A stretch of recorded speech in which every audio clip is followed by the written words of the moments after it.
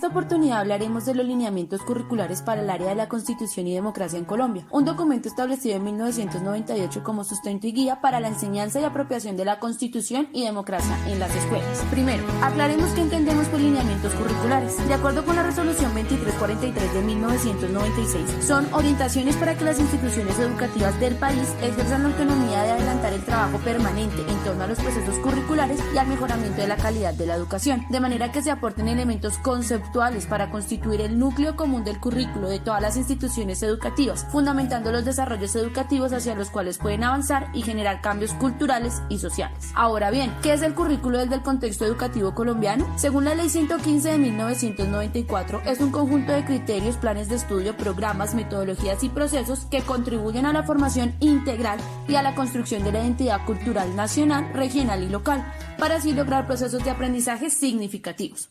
Bueno, ahora que sabemos por qué existen lineamientos curriculares, qué es el currículo y el lugar de importancia que ocupa en la sociedad, como colombianos debemos saber por qué en la escuela se debe enseñar la Constitución y democracia. La enseñanza en la escuela debe estar sujeta a unos propósitos reales para el sujeto, algo útil para su vida cotidiana y ciudadana. Por ello, cuando hablamos de enseñar sobre Constitución y democracia, nos situamos en una formación fundamentada no solo desde la realidad histórica, sino también social y política, elementos claves en la concepción de ciudadanía de los colombianos. Desde un ámbito histórico, debemos reconocer a la Constitución como un logro de y para el pueblo, surgiendo sobre los años 80 frente a la inminente convocatoria a la Asamblea Nacional Constituyente, producida por el malestar social y los movimientos estudiantiles, que a través de la votación de una séptima papeleta en las elecciones de mayo de 1990, el Estado colombiano logró avalar una consulta formal para reformar la Constitución Nacional de 1886. Fue el 4 de julio de 1991 cuando el Estado colombiano promulga la idea de reforma constitucional que inspiró a reconstruir la legitimidad a la de un Estado de derechos y democrático, donde se representó la aceptación de la libertad del pueblo, el rechazo del abuso del poder y de la ley. La Constitución política se establece como el principal contrato social de Colombia. Es comprendida en una carta magna que muestra la soberanía del pueblo, estipulando los acuerdos que todo el Estado está obligado a cumplir. En relación con el ámbito político, el gobierno colombiano ha construido una legitimidad basada en que las instituciones respondan a las expectativas de la nación. Sin embargo, no se trata solo de determinar un conjunto de instancias estatales satisfactorias, sino de formar ciudadanos desde un orden político. Es así como desde una apuesta de formación cívica se busca profundizar en un Estado de derechos y democracia. En cuanto al ámbito social, la enseñanza de la Constitución y la democracia en Colombia busca fomentar un sentido de pertenencia e interés por la formación del país, sus leyes y sus avances. Se intenta a través de la formación cívica superar la poca credibilidad de los ciudadanos hacia el gobierno y sus intervenciones en el territorio. Se trata de situar un Estado social de derecho, reflexivo, con una cultura política que logre hacer pensar a los nacionales sobre la vida en sociedad, sobre el poder y la autoridad, valorando de esta manera las concepciones y percepciones que tienen las personas acerca del quehacer político. Bueno, pero ¿cómo implementar los lineamientos curriculares en Constitución y democracia dentro de las clases de la escuela? ¿Cómo enseñar a los niños, jóvenes y adultos la importancia de la instrucción cívica, del conocimiento de su normativa política y de la apropiación del lugar reflexivo y crítico que poseen como ciudadanos colombianos?